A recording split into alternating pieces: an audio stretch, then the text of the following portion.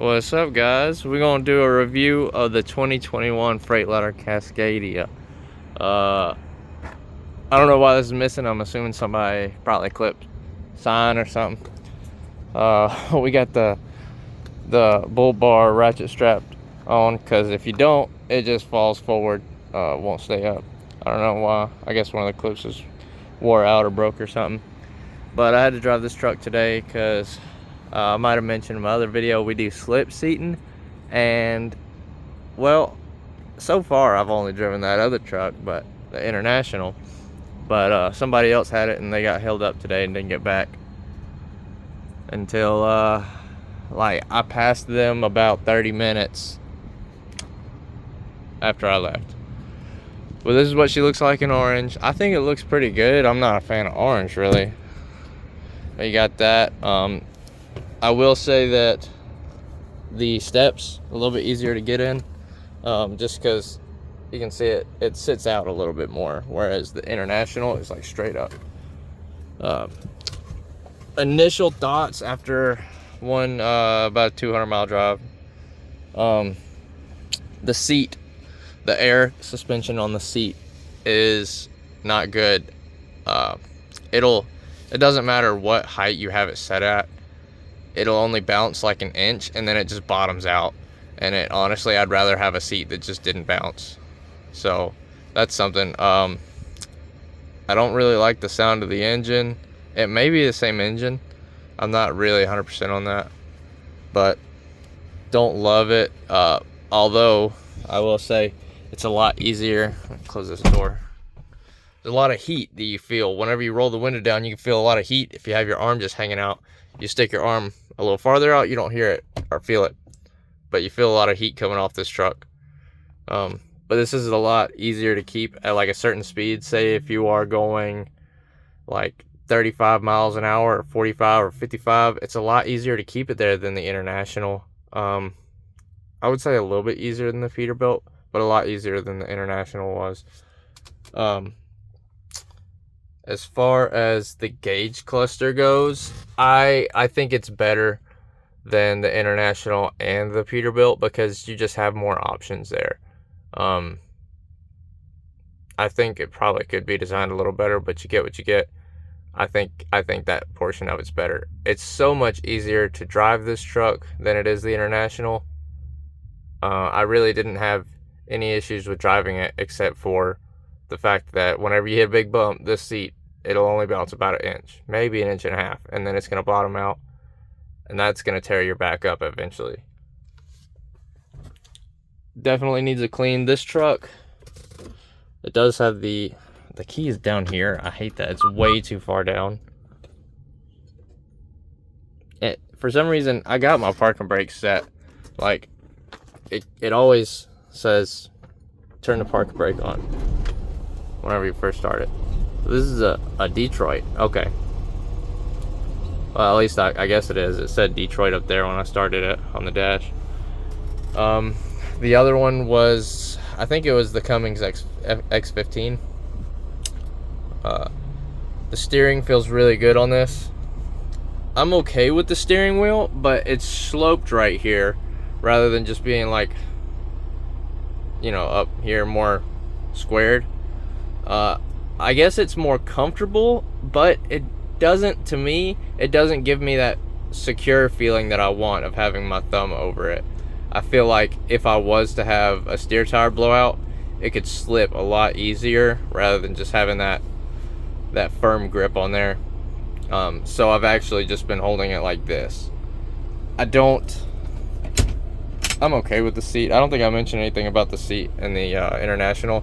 It's about the same. I would say that this material is a little bit smoother, but this truck has a lot more miles on it. This one has 382,909 miles. I'll show you.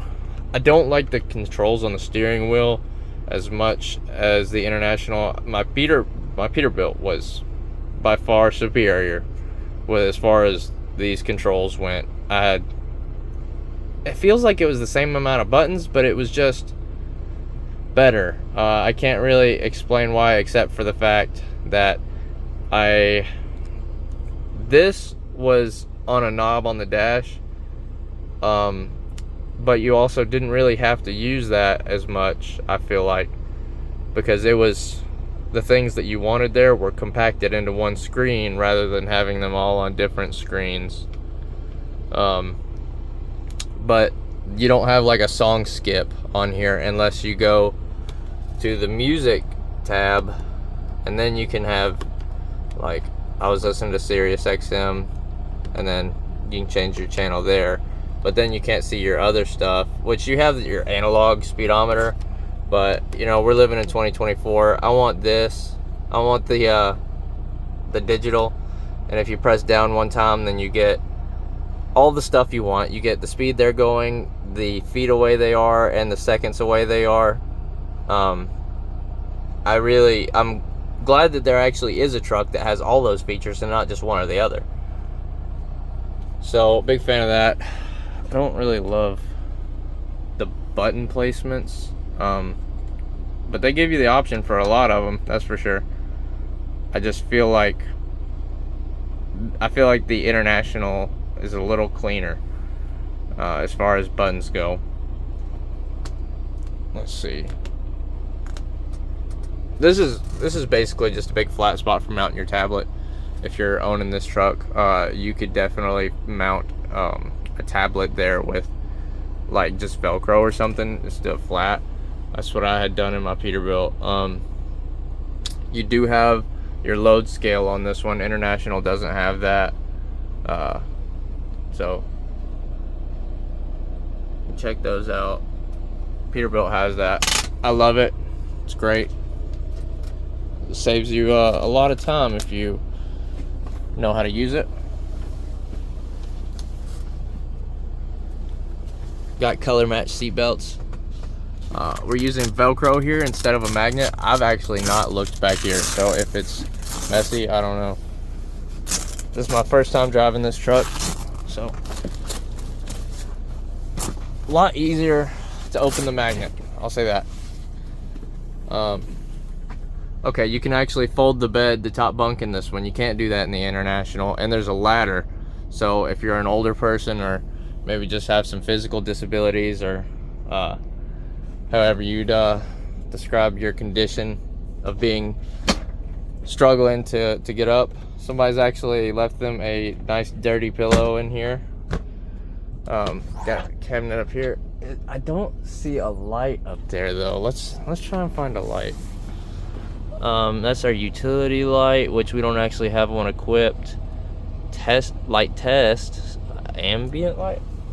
Okay, yeah, ambient light is gonna be that one up there, which actually looks really nice. I will say that's the best light in the trucks that I've seen so far. Space up there, just a space. Not sure what you'd put there. Yeah, space for your microwave here with your tie down mini fridge, TV there.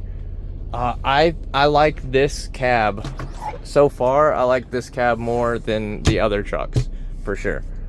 I think there's a basketball right there, a little small basketball. Let's try to open this. What we got here? Part of a muffler? What the heck is that, man? Is that his cheater bar? We're not in a flatbed, so I'm not sure what he's using that for. Have I got another lock on there somewhere? Just pulling that up. Or is it just separate? It is, okay. Looks to be possibly more space, like it's a deeper cab. I'm not sure what all that stuff is, but that's what it looks like. And as far as the windows go,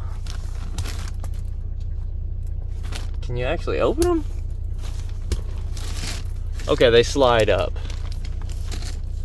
You gotta pinch in like the old school buses and slide up. So if you guys remember your time on the school bus, that's how it goes. You got a projector light there. Let's see if it works. It does. Works pretty good. It's LED.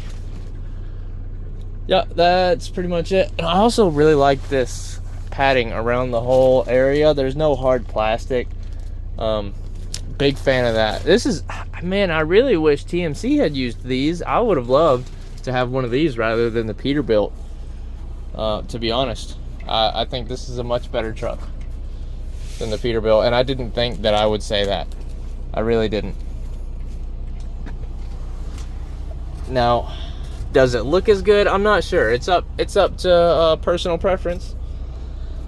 But as far as the drive and the cab, the AC is phenomenal. As soon as I started this truck, the AC was cool. It took about 2.5, 3 minutes to cool off this with this closed, fair say, but it was 10 times better than the Peterbilt, and it was 20 times better than the International. Those both take a really long time for the AC to cool you off. The AC is so much better in this truck. It's actually amazing. I wasn't sure that semi trucks could have good AC until I got in this truck. And now, honestly, they have no excuse. So, yeah, my one caveat with this truck is that the seat, the air seat, just bottoms out after about an inch of travel. And that's definitely going to end up hurting your back. We got this. It does slide out. You also have curtains that go all the way around if you don't want to close this. I'm a big fan of that because you don't see that in a lot of trucks. You got these lights up here. These, as well as all this space around here. I don't like how you can't really feel it latch when you close it. It's just such a smooth latch.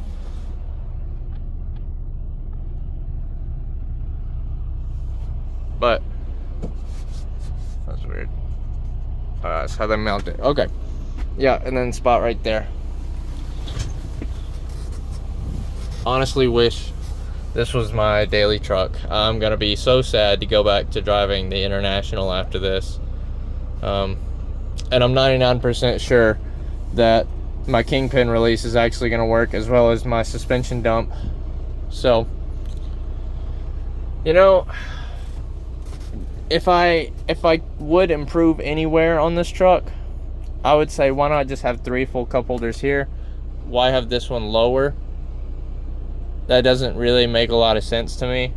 Because even if you're saying it's for the passenger, it's like, well, the passenger doesn't want to have to reach down there either. You know, you're buckled in, you're stuck. Why not just put it here?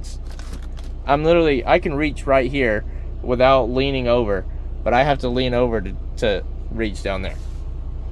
That just doesn't really seem extra smart to me.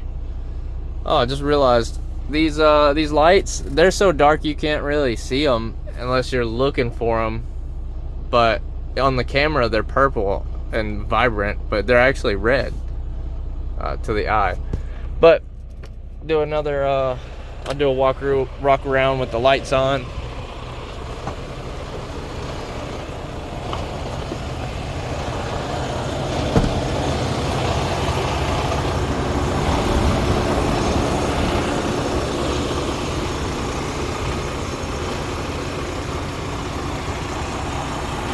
I think it's a pretty good looking truck. We're missing our badge here as well.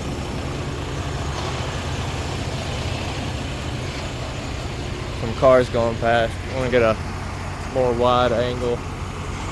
There's a lot of cars coming past right now. This is usually a pretty dead parking lot this time of night. I don't know what it is, but today we've had a lot of traffic here in Atlanta. There's been a couple days I would say came close to having this much traffic, but I don't think there's been as much traffic on any day except for, or as much as today. It was Very surprising, but somehow traffic kept moving at a decent rate of speed, so I got here at a good time. Anyway, guys, hope you like this truck as much as I do if you decide to get it. We do have a check engine light. I'm not sure what it is, because if I go to maintenance and I look through all these, all of them say, you know, there's nothing wrong. Oh wait, whoa. MCN collecting fault information.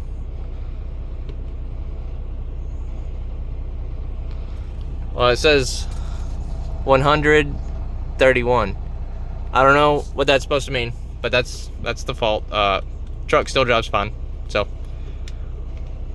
you also have coolant information and diff temperatures. You got your tripometer. Let's see, music, dash brightness settings like that. Alarm clock. Let's see, we can cycle through that. You can show your economy. Oh, okay. I hadn't actually looked through this tab yet. That's cool. I didn't see that in any other truck. So that's pretty cool.